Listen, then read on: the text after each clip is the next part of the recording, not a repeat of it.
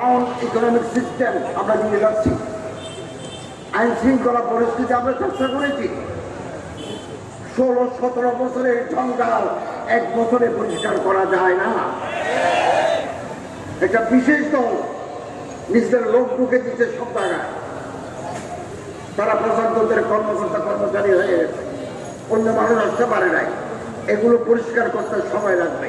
আমরা আশাবাদী আগামী দিনে যারা আসবেন তারা জনগণের পালস অনুধাবন করে দেশকে উন্নতির পথে এগিয়ে নিয়ে যাবেন। আমি আপনাদের কাছে আহ্বান জানাবো, জুলাই বিপ্লব সুযোগ এনে দিয়েছে আলেমদের এক হতে হবে। ঐক্যই শক্তি, শক্তি শান্তি। এই সুযোগ 54 বছর আর আগে আসে নাই। এখানে কোনো মিথ্যা মামলা নাই, এখানে কোনো খুন গুম আয়নাগর নাই। আমরা একজন মানুষকে গুম করি নাই, আমরা ক্রস ফায়ার দিয়ে কিলিং আউটসাইড দি জুডিশিয়ারি আমরা করি নাই। আমরা সত্যতার সাথে রাষ্ট্র পরিচালনা করেছি। এটা বিশাল সুযোগ এনে দিয়েছে আলেম ওলামা যারা আদর্শকে পছন্দ করে তারা একসাথে আসার একটা বিশাল সুযোগ আগামী দিনে তৈরি হয়েছে। এই সুযোগ যদি হাতছাড়া হয়ে যায় আগামী 50 বছর আপনাদের পস্তাতে হবে। ত্যাগ স্বীকার করুন। এই ঐক্য পাকিস্তান হওয়ার পরে 1947 সনের পরে আলেম ওলামারা এক হয়েছেন 56 সনে। 52 দফা বিভিন্ন মতাদর্শের আলেম, বিভিন্ন মাকাতেবে ফিকির, ডিফারেন্ট স্কুল অফ থটে ওলামায়ে কেরাম 22 দফা 22 নাকাত 22 ডিমান্ড করে আলেমরা একটা ফর্মুলা দিয়েছিলেন। 56 সনের শাসনতন্ত্র রচিত হয়েছে। জাকির ইস্কান্দার মির্জার কারণে, পাকিস্তানের সামরিক বাহিনীর কারণে সেটা সফল হয় নাই, কিন্তু আলেমরা এক হয়েছে। এখনো ভারতে যখন কোনো বিপদ আসে সব শ্রেণীর আলেম এক প্ল্যাটফর্মে আসে। এক জেহেদি কনফারেন্স হয়, জওয়ানে হয়, হায়দ্রাবাদে হয়, রামপুরায় হয়, সব জায়গায় হয়। বাংলাদেশের আলেমদেরকে শিক্ষা নিতে হবে। একলা চলো নীতি আমাদের, আমরা কাঙ্ক্ষিত পথে কাঙ্ক্ষিত মঞ্জিলে পৌঁছতে পারবো না। ঐক্যবদ্ধ শক্তি নিয়ে আমাদের পৌঁছতে হবে।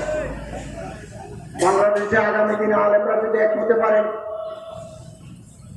আমরা যারা হাম ফিকির, হাম মাকসদ, হাম মাকসদ, হাম দিল, হাম খেয়াল, একই চিন্তা চেতনার মানুষরা যদি আমরা এক জায়গায় মিলিত হতে পারি, নতুন প্রভাব সূচিত হবে, নতুন ইতিহাস রচিত হবে আগামী দিনে।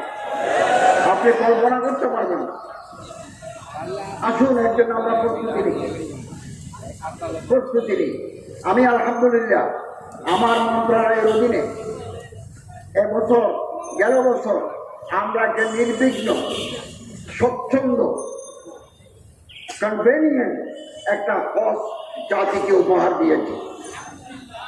8 কোটি 20 লক্ষ টাকা হাজিদেরকে ফেরত দিয়েছি এবং আমাদের মন্ত্রণালয়ের 64টি মসজিদ নীতিমালা, মসজিদ পরিচালনা নীতিমালা, একটা 2006 সালে ছিল।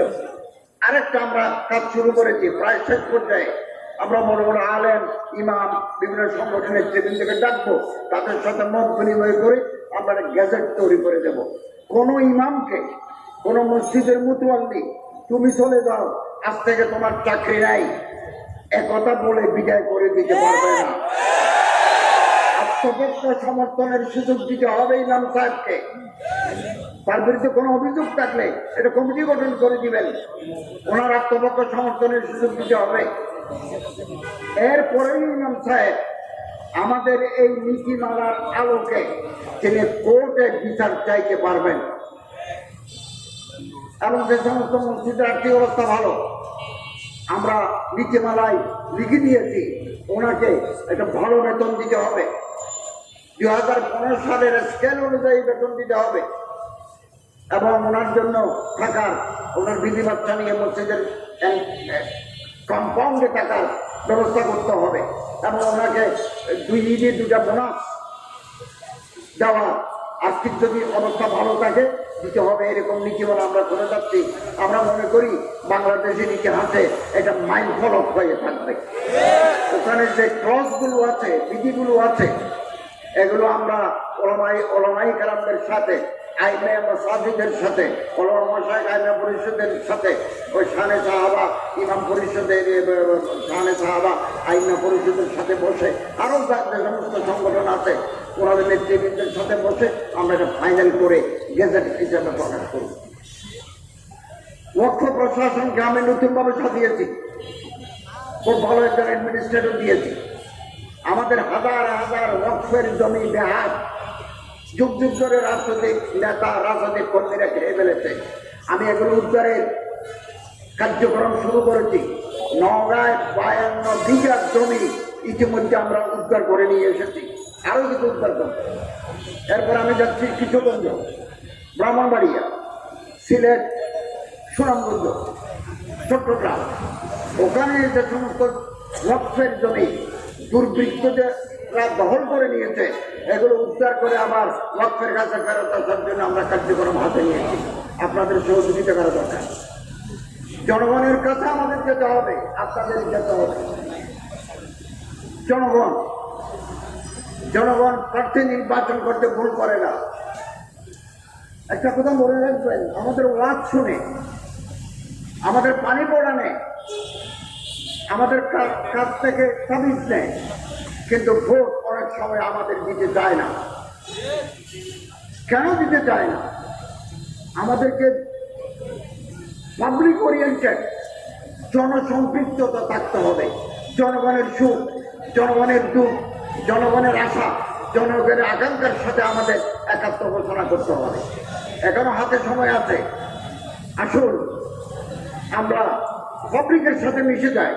এদেশের কৃষক, এদেশের শ্রমিক, এদেশের জেলে, এদেশের তাঁতি, এদেশের রিক্সা চালক, এদেশের দিনমজুর, ক্ষেত মজুরের সাথে আমাদের বন্ধুত্ব করতে হবে। তাহলে আমরা এদেশের চেহারা পাল্টাতে পারবো। একজন আলেমকে মন্ত্রী বানাই, 2 জন আলেমকে পার্লামেন্টে পাঠাই, এই দেশে আদর্শিক রাষ্ট্র করা সম্ভব নয়। বিপুল সংখ্যক পার্লামেন্টে মেম্বার লাগবে। 5-10 জন আলেম যদি